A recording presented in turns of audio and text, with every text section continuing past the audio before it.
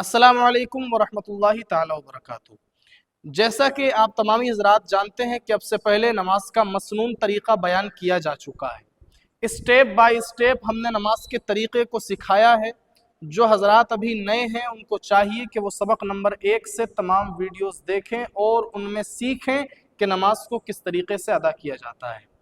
आज हम बात करेंगे नमाज के मसाइल के ताल्लुक़ से। जी हाँ, बहुत सारी मर्तबा दौरान नमाज हमसे गलतियाँ हो जाती हैं, आखिर उनको कैसे सही किया जाए, कैसे अपनी नमाज को दुरुस्त किया जाए। सबसे पहले हम बात करते हैं सजदा सहव की। सजदा सहव कब वाजिब होता है, किसको सजदा सहव कहा जाता है, किन सूरतों में हमको सजदा सहव करने की ज़रूरत पड़ती है।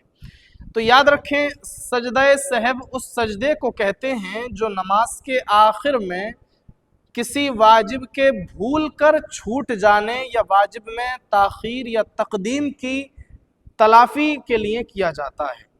जी हाँ, अब हमें ये याद रखना होगा कि सजदा सहव कब कब वाजिब होता है। तो ये तो कायदा कुल्लिया आप अपने जहन में बिठाए रख लें और इसको नोट कर लें कि हमेशा सजदा सहव तब ही वाजिब होगा जब कोई नमाज के अंदर वाजिब छूट जाए। किसी वाजिब के छूट जाने से सजदा सहव वाजिब हो जाया करता है। जैसा कि मैं आपको बहुत सारी मिसालें आप हजरात के सामने पेश करूंगा। नंबर 1 तो ये कि पहले क़ादा ऊला जो होता है उसमें हमें बैठना ज़रूरी होता है। दूसरी रकात में बैठ कर के अत्तहियात पढ़ना, 4 रकात वाली अगर हम नमाज पढ़ रहे हैं तो दूसरी रकात में हमको बैठना होता है, अत्तहियात पढ़ना होता है और उसके बाद में खड़ा होना।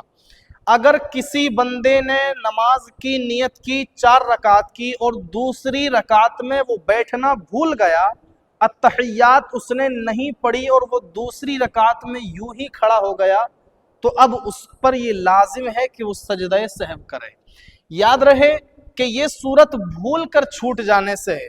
अगर किसी बंदे ने जानबूझ कर के अत्तहियात छोड़ दी, क़ायदा ऊला छोड़ दिया, तो फिर ऐसी सूरत में नमाज ही दोबारा पढ़नी होगी। जी हाँ, भूल कर अगर गलती की है तो उस गलती की तलाफ़ी के लिए सजदा सहव को रखा गया है। लेकिन अगर कोई बंदा जानबूझ कर के ये काम कर रहा है तो फिर ऐसी सूरत में नमाज उसकी नहीं होगी।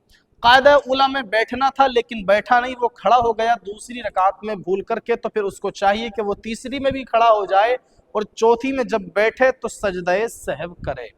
अच्छा, सजदा सहव किस तरीके से किया जाता है ये भी मालूम होना चाहिए। जी हाँ, तो याद रखें, चौथी रकात में अगर आप जब बैठेंगे तो अत्तहियात पढ़ना है आपको मुकम्मल अत्तहियात पढ़ने के बाद में आपको दाहिनी जानिब सलाम फेरना है और उसके बाद में 2 सजदे करने हैं, बिल्कुल नमाज ही की तरह। जिस तरह से सुबहान रब्बियल आला दूसरे सुजूद में पढ़ा जाता है उसी तरह इसमें भी पढ़ा जाएगा। उसी तरीके से आपको 2 सजदे करना है और 2 सजदे करने के बाद में बैठ जाना है और फिर आपको अत्तहियात से आखिर तक दुआए मासूरा तक पढ़ना है। इस तरीके से जो है सजदा सहव अदा किया जाता है। अच्छा, और सजदा सहव किन सूरतों में वाजिब हो जाता है? तो जैसे जहरी नमाज में आहिस्ता क़िरात करना। अब मगरिब की नमाज है, इशा की नमाज है, फज्र की नमाज है, ये जहरी नमाज कहलाती हैं, इसलिए कि जहर के माना आते हैं बुलंदी के, बुलंद आवाज़ से क़िरात करना। अब इन तीनों नमाज़ों के अंदर इमाम साहब क़िरात जो है बुलंद आवाज़ से किया करते हैं। अगर इमाम साहिब ने भूले से मगरिब या इशा या फज्र की नमाज में क़िराअत आहिस्ता कर दी, धीरे से कर दी और लोगों को ये मालूम हो गया कि हाँ इमाम साहब धीरे से क़िराअत कर रहे हैं, तो लोगों पर ये लाजिम है कि इमाम साहब को याद दिलाएं। वो याद दिलाने के तरीक़े बहरहाल अलग हैं, वो एक अलग मौजू है, अलग टॉपिक है। सुबहान अल्लाह कह कर के बुलंद आवाज़ से या अल्लाहु अकबर कह कर के इमाम साहब को मुतनब्बिह कर दिया जाए कि जिससे इमाम साहब जो है बुलंद आवाज़ से क़िराअत करने लग जाएं। अगर की बुलंद आवाज़ से क़िराअत नहीं की इन तीनों नमाज़ों में तो सजदा सहव वाजिब हो जाता है। और इसी तरह सिर्री नमाज में बुलंद आवाज़ से क़िराअत करना ये भी सजदा सहव को वाजिब कर देता है। जैसा कि ज़ोहर और असर की नमाज जो हम लोग अदा करते हैं उनमें हम क़िराअत को धीरे से पढ़ते हैं, बुलंद आवाज़ से नहीं करते, لیکن اگر کسی نے بھولے سے قراءت بلند آواز سے کی تو پھر ایسی صورت میں سجدہ سہو واجب ہو جائے گا۔ اور واجب میں تاخیر کرنا، مثلا سورہ فاتحہ کے بعد ہم لوگ ایک صورت ملایا کرتے ہیں، سورہ اخلاص قل هو اللہ احد ملا لی یا پھر کوئی اور صورت ملا لی، ملانا ہم کو چاہیے، کوئی بھی صورت ملائیں، بہرحال فقرؤوا ما تیسر من القرآن، وہی پڑھو جو تم کو قرآن میں سے میسر ہو جائے، کچھ بھی پڑھ سکتے ہیں قرآن ہی میں سے۔ اگر آپ نے الحمد شریف پڑھ لی اور قراءت یعنی کوئی صورت نہیں ملا پائے، اس قراءت کے درمیان اور صورت ملانے کے درمیان اور الحمد شریف کے درمیان اگر وقفہ رہا، اگر آپ نے وقفہ کر لیا 3 مرتبہ سبحان اللہ کہنے کی مقدار، تو پھر ایسی صورت میں آپ پر سجدہ سہو واجب ہو جائے گا، اس لیے کہ آپ کو 3 مرتبہ سبحان اللہ یہ ایک رکن کی مقدار ہو گیا، اور ایک رکن کی مقدار تاخیر کرنا یہ سجدہ سہو کو واجب کر دیتا ہے۔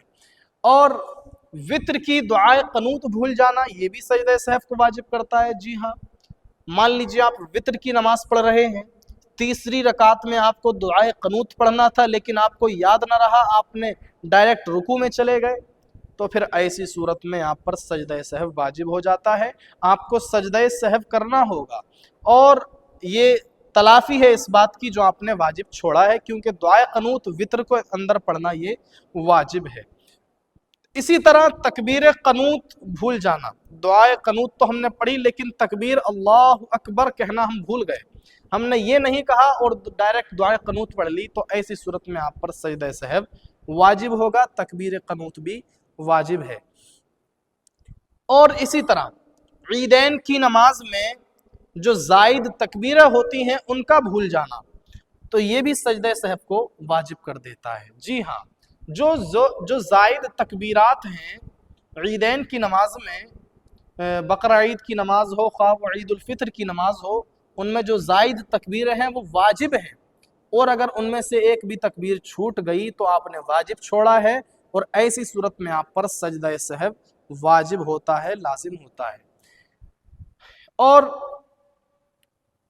ایک واجب کو 2 مرتبہ ادا کرنا یا ترتیب میں بھول کرنا، اگر اس سے واجب میں خلل آیا تو سجدہ سہو واجب ہو سکتا ہے۔ جن سے سجدہ سہو نہیں ہوتا وہ بھی بہت ساری چیزیں ہیں، لوگ سمجھتے ہیں کہ شاید سجدہ سہو واجب ہو گیا، لیکن ان صورتوں میں سجدہ سہو واجب نہیں ہوتا، جیسے معمولی سی کھانسی آ گئی، یا 1-2 بار سبحان اللہ کہنا بھول گئے کسی رکن میں، مان لیجئے آپ یہ کہ رکوع کی حالت میں ہے یا سجدے کی حالت میں ہے، 1-2 مرتبہ سبحان ربی الاعلیٰ یا سبحان ربی العظیم کہا آپ نے، تب بھی نماز ہو جائے گی۔ آنکھ بند ہو گئی، آنکھ بند کر کے آپ نے نماز پڑھ لی، تو بہت سارے لوگ اس میں کہتے ہیں کہ نہیں، آنکھ بند کر کے نہیں پڑھنا چاہیے، جیسا کہ شاید واجب اس نے ترک کر دیا، نہیں، تو ایسی صورت میں بھی آپ پر سجدہ سہو واجب نہیں ہوگا، اگر آپ نے آنکھیں بند کر کے نماز پڑھ لی ہے تب بھی سجدہ سہو واجب نہیں ہوتا۔ اور کپڑا درست کر لینے سے بھی سجدہ سہو واجب نہیں ہوتا، بشرطے کہ وہ عمل کثیر نہ ہو، اور اگر عمل کثیر ہو گیا تو پھر تو نماز ہی فاسد ہو جائے گی، ایسی صورت میں تو نماز ہی خراب ہو جائے گی۔ اور یاد رکھیں، اگر نماز کے اندر فرض چھوٹ جائے، فرض اگر چھوٹ جائے نماز کے اندر، تو ایسی صورت میں تو نماز ہی ادا نہیں ہوتی، تو سجدہ سہو سے پھر کام نہیں چلے گا، صرف سجدہ سہو کافی نہیں ہوگا اس وقت، اگر آپ نے نماز کے اندر کوئی فرض چھوڑ دیا ہے تو پھر ایسی صورت میں صرف ایک ہی راستہ ہے، آپ کو نماز دوبارہ پڑھنی ہوگی، نماز کا اعادہ کرنا ہوگا۔ واجب جو ہوتا ہے اس کو اگر چھوٹ جائے تو اس کی تلافی کے لیے سجدہ سہو کو رکھا گیا ہے، واجب بھول کر چھوٹ جائے تو سجدہ سہو سے تلافی ہو جاتی ہے۔ اور یہ کہ ایک بات ضرور یاد رکھیں، جو ہم مسائل بیان کرتے ہیں تو یہ مسائل جو میں بیان کر رہا ہوں یہ فقہ حنفی کے مطابق بیان کرتا ہوں، اور جو دوسرے مسلک ہیں، جو دوسرے ائمہ حضرات ہیں، ان کے مسائل میں اور ہمارے مسائل میں کافی اختلاف رہا ہے، بہت سارے مسائل ان کے الگ ہیں اور ہمارے یہاں الگ ہیں، تو جو بھی ناظرین دیکھ رہے ہیں میں ان سے مؤدبانہ گزارش کروں گا کہ ہم جو بیان کر رہے ہیں یہ صرف فقہ حنفی کے مطابق بیان کر رہے ہیں، اور آپ حضرات फ़िक़्ह हनफ़ी के मुताबिक अगर आप फ़िक़्ह हनफ़ी से ताल्लुक़ रखते हैं तो हमारी वीडियोस आप देखा करें, आपको फ़ायदा पहुँचेगा इंशाअल्लाह। तो मैं उम्मीद करता हूँ आप तमाम हज़रात सजदे सहव को अच्छे तरीक़े से जान गए होंगे, सजदे सहव को आपने अच्छे तरीक़े से समझ लिया होगा। और इसके अलावा बेशुमार सूरतें हैं, ये तो मैंने गिनी चुनी सूरतें आप हज़रात के सामने पेश की हैं। और बस एक कायदा याद रखें आखिर में कि नमाज के अंदर जितने भी वाजिबात हैं उन वाजिबात के छूट जाने से सजदा सहव वाजिब हो जाया करता है। अल्लाह करीम की पाक बारगाह में दुआ गो हूँ मौला करीम मुझे हक़ बोलने और उस पर अमल करने की तौफ़ीक़ अता फ़रमाए और आप तमामी हज़रात को इल्म दीन सीखने सिखाने का शौक़ और ज़ौक़ और जज्बा अता फ़रमाए। व आखिर दावाना अनिल हम्दुलिल्लाहि रब्बिल आलमीन। अस्सलामु अलैकुम व रहमतुल्लाहि तआला।